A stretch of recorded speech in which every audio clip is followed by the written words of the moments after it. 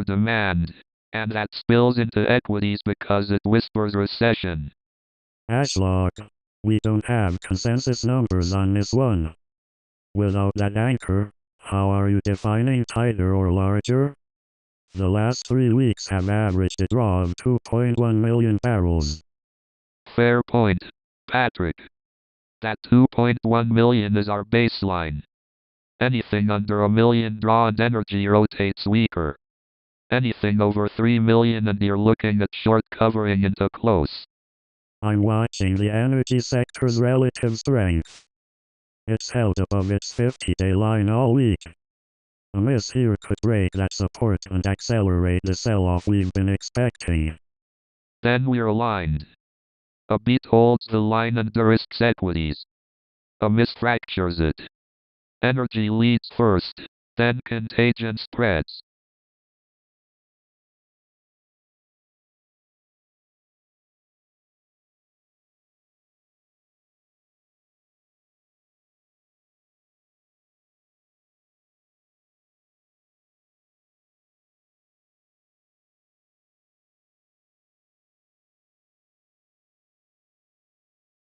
Bitcoin is at 64,117, sitting above the 200-day moving average at 64,038. The 21 is at 63,903. What matters is the RSI at 69, firm but not overbought. The range today runs from 63,920 to 64,238. The 9-day EMA is at 64,012. Ashlock. That's your intraday anchor. But I want to flag the ATR at $92. Volatility is contained at 0.14%. Before we call this constructive, what would move you to neutral? A close below the 21 would do it.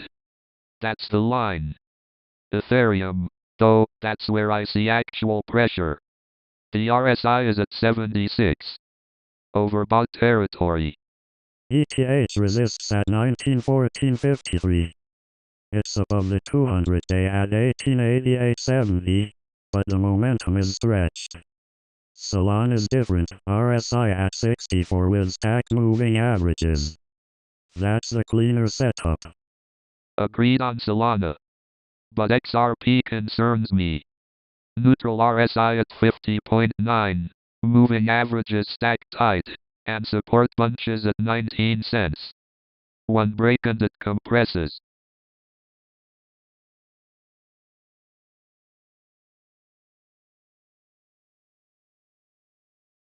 Bitcoin's dominance has climbed to 56%.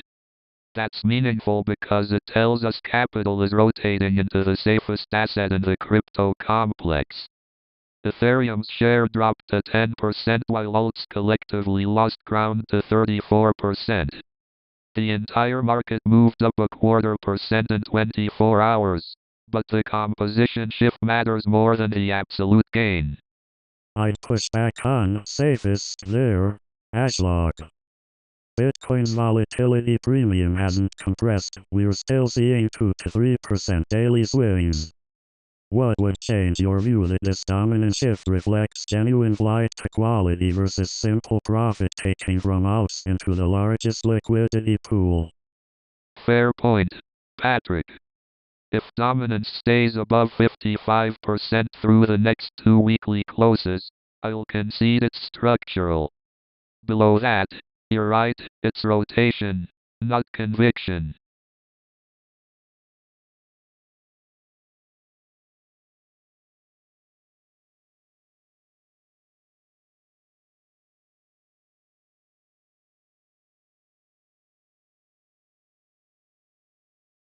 Swing short, we opened and Bitcoin tested those levels across 42 intraday trades and came back negative 8.5 risk units. 26 losses against 9 wins. The method works until it doesn't, and Bitcoin intraday is where it doesn't. But your hit rate there was 25%, Ashlock. That's not terrible on its face. What changed between the backtest and now that makes you confident this swing trade performs differently? The intraday sample at 7 flat trades. Remove noise and you're at 19% on 42 attempts. The swing backtest is worse, 19% on 23 trades, down 10.5 units. Patrick, the averages are stacked but falling open interest means conviction is leaving the market. Conviction leaving cuts both ways. You're short into a trend that's mildly down. If buyers have stopped opening and shorts are covering, you could be early by days. We closed through 64.92. The idea is wrong and we'll say so. That's the rule when the rule breaks.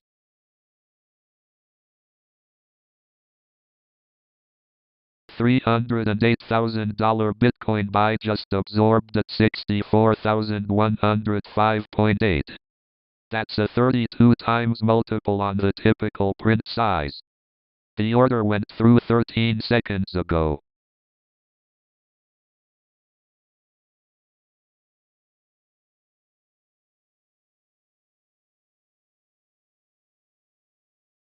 Nvidia's partners are leading the earnings move this morning while the broader market waits for CPI data. What matters is whether this AI rally holds if inflation comes in hotter than expected, or if we see rotation out of the most expensive names. AMD is pricing in a very different story. At 63 times forward earnings versus Nvidia at 24 times, the market is betting heavily on a specific outcome. If earnings disappoint, that valuation gap collapses fast. Patrick, you're right that AMD's multiple is stretched, but it's stretched because investors believe the growth trajectory justifies it. The question isn't whether the multiple is high, it's whether revenue growth accelerates enough to support it. What would change your mind on that trade? Revenue acceleration is the tell. I'd need to see guidance that actually moves off current levels. Right now the street is pricing in perfection, and perfection rarely shows up on earnings day. Bitcoin holding near 64,000 tells us ETF inflows are offsetting the selling pressure from tariff concerns. That equilibrium breaks when we get real inflation prints. That's the catalyst everything's waiting for.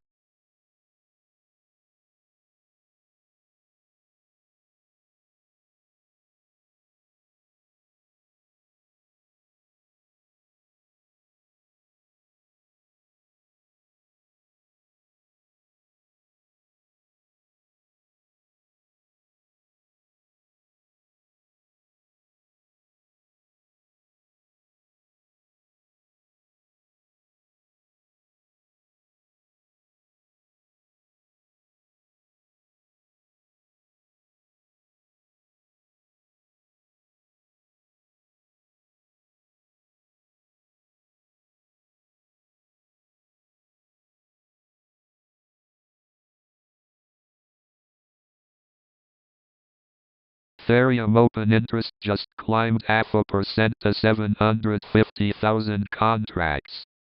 That's new money entering, and price moved up with it. Classic accumulation signal. Bitcoin and Solana though, both lost open interest while prices held. That's a squeeze, Patrick, not fresh conviction. 0.5% on Ethereum against what kind of price move up? The math matters. If price gain 3 or 4% on that 0.5% OI rise, we're not looking at accumulation, we're looking at leverage doing the work. Fair point. Price action would tell us whether it's real or mechanical. But look at Dogecoin, practically flat on open interest, barely a tick down. Where's the energy there? XRP added 31 basis points to open interest. Small absolute move, but it's the only altcoin adding genuine positioning right now. That deserves attention. You're right. XRP's the outlier here. What would change your mind on whether that positioning sticks?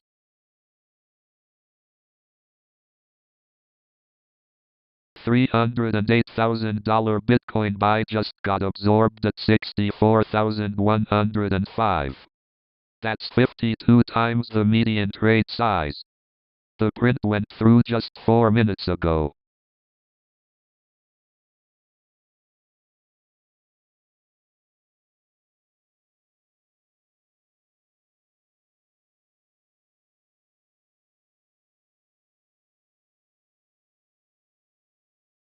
Bitcoin is down 1/3% at 64,000. But what matters this morning is the spread. The range from low to high is $1,300. That's pressure from both directions, and it tells us the market is deciding whether to hold or fold before the open. The question is whether we stay in this corridor. The volume picture disagrees with you on pressure. 54,500 contracts moved in that range, which is heavy, but Ethereum did nearly 1,000,000. That suggests traders are hedging their longs, not abandoning them. Are you reading that as uncertainty or as discipline? Patrick, that's a fair pushback. Discipline, I'd say. But Dogecoin up 1.5% while the majors tread water, that's where the real uncertainty lives. Altcoin strength without conviction from the large caps is a warning sign we ignore at our peril. Chainlink and XRP are both positive too. If this were panic hedging, we wouldn't see that breadth. What would change your read to constructive? A break past 64,400 without pullback. Until then, we're in a holding pattern.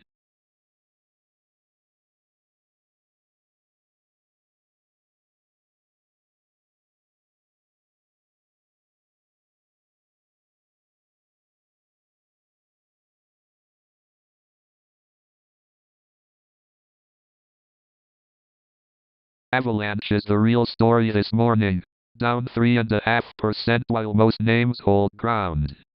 That's a material move that tells us something shifted in risk appetite for the layer ones overnight. Agreed on the move, but Cardano fell just as hard at 1% down on smaller turnover.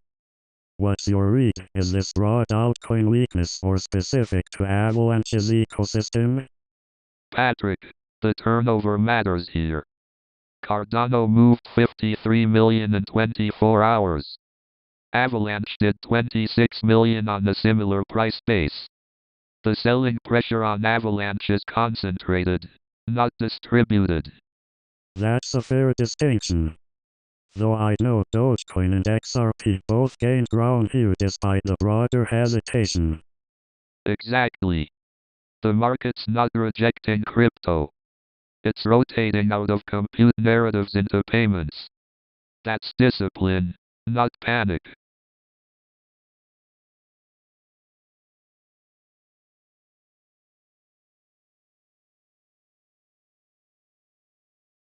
Bitcoin's realized volatility sits at 23%, but look at the range it's actually trading, just 1.6% over the last 25 candles. That's a gap worth watching. Implied vol is running well ahead of what the market's actually doing right now. The crypto complex tells a different story though. Ashlock. XRP realized is nearly double Bitcoin at 44%, but it's only trading a 3% range. Where do you see that tension resolving in the next 4 hours? That's the key question, Patrick. XRP's realized vol is elevated because of recent moves, but if range-bound trading holds, we could see implied vol collapse into the cash open. The risk is a breakout either direction. I disagree slightly. Ethereum's at 32% realized with a 2.5% range, tighter than XRP but the gap's still there. That suggests consolidation, not collapse. Fair point. So we're watching for which asset breaks first. That tells us whether volatility expands or compresses.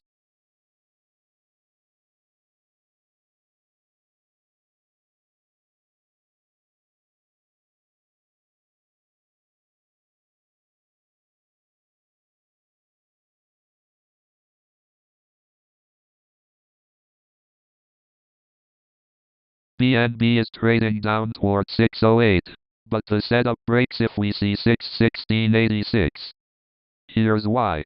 Order flow is 95% sell side, yet open interest keeps falling. That's liquidation closing existing longs, not fresh selling pressure entering. 67% of accounts remain long. Once those positions flush, the downside narrative dies.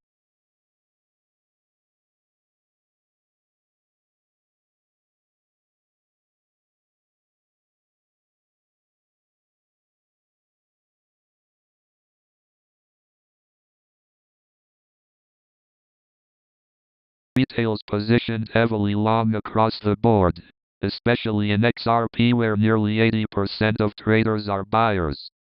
But that crowded positioning is a warning. Ethereum, Solana, and BNB all show similar long bias. When this many traders sit on the same side, price moves tend to punish them first.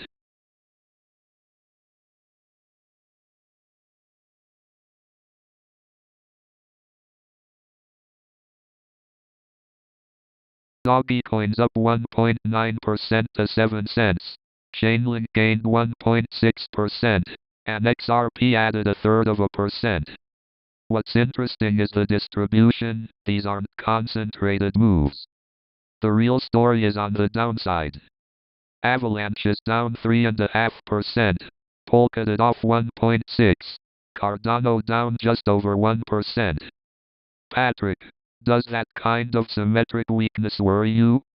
It does. 3 losers outpacing 3 gainers on pure conviction suggests rotation out of smart contract plays entirely. The question I'd ask is whether Avalanche at 627 holds support, or whether we're seeing structural repositioning away from layer 1s altogether. Fair point. But Cardano's only down 1.1%, that's almost noise. Avalanche's move is singular.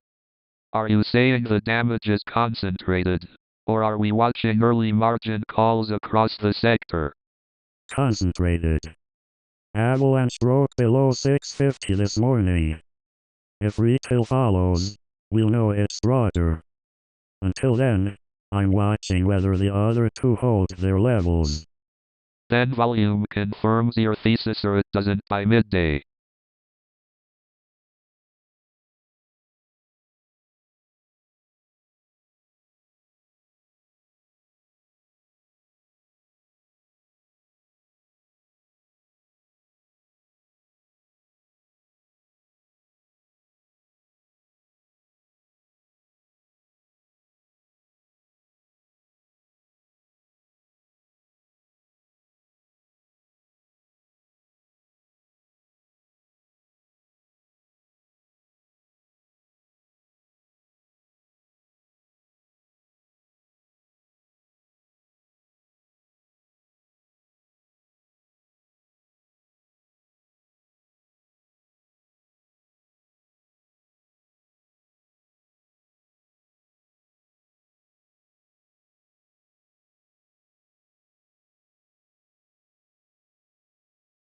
Bitcoin sits at 64,109, trading above the 200 moving average at 64,039.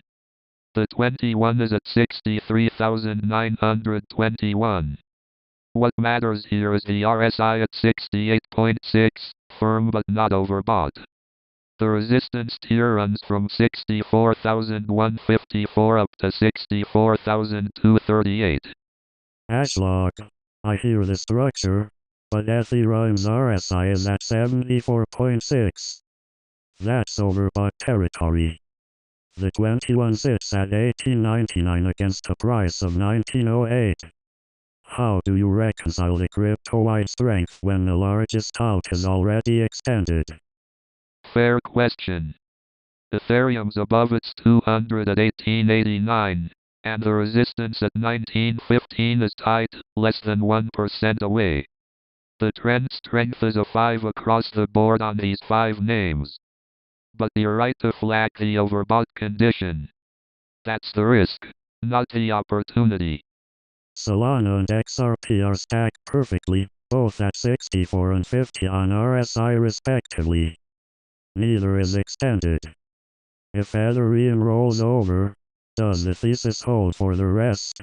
Or is this synchronized momentum that breaks together? That's the question that changes my mind. Watch the 200 on each name. All 5 trade above theirs. If any pair closes below that level, we're looking at a structural break, not a correction.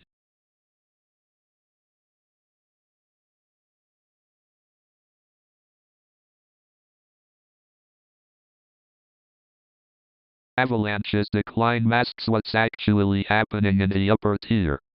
Ethereum's up almost 1% on decent volume while Solana holds steady. The real question is whether this rotation into the mega caps signals confidence or just profit taking from the weaker names. Ashlock, I'd push back on that. Ethereum's volume sits at 957,000 coins. But look at Bitcoin's turnover, $3.4 billion in 24 hours. That's where the money actually moved, not into Ethereum. Fair point, Patrick. Bitcoin's turnover dwarfs everything.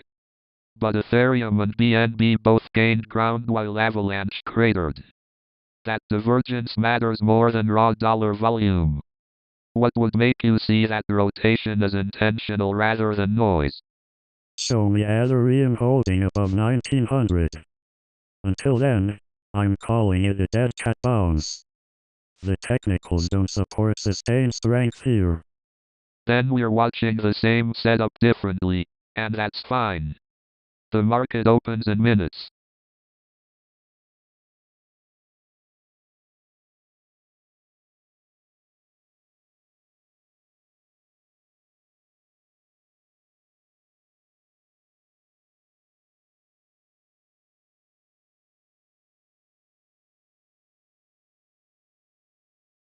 Bitcoin seeing sustained selling pressure. In the last session, nearly $3.9 million hit the ask versus $3.1 million on the bid. That's a $740,000 deficit, down 10.5%. The largest single print was a $200,000 buy at $64,093, absorbed into the market. 7 of the 8 biggest prints came from buyers, but the delta tells the real story: selling is winning the session.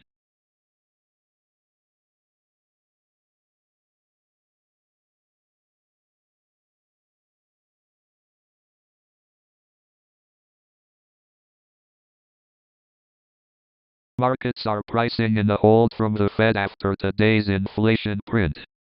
Cleveland's hammock is pushing back harder than that, saying one pause won't solve the wage problem. The distinction matters because it tells us the committee isn't aligned.